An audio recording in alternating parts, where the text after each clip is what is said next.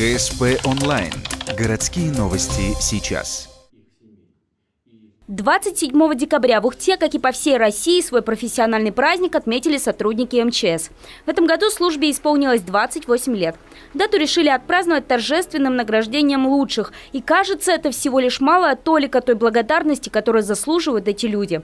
Спасение жизней. Их работа действительно опасна, трудна и очень ответственна. Вы только вслушайтесь в эту цифру. Ежедневно диспетчеры службы принимают в среднем 500 звонков от горожан.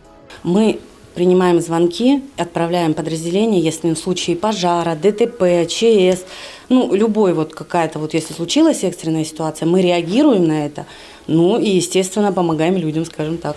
В принципе, уже работая столько лет, я уже сложностей, не вижу, а самое приятное это то, что когда ты помогаешь, людям, ежесуточно, при несении дежурства, и знаешь, что жизнь и здоровье людей зависит от нас, от меня, то это самое приятное, что я кому-то помогла. Ежегодно в Ухте и соседнем Сосногорском районе при помощи наших пожарных ликвидируется около 400 пожаров и загораний.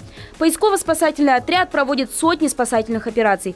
С их помощью за 2018 год из искореженных в ДТП автомобилей было спасено больше 250 пострадавших. Ежедневно за безопасностью следят и сотрудники надзорной деятельности. За свои профессиональные заслуги Ухтинский отдел признан лучшим по Республике Коми в этом году.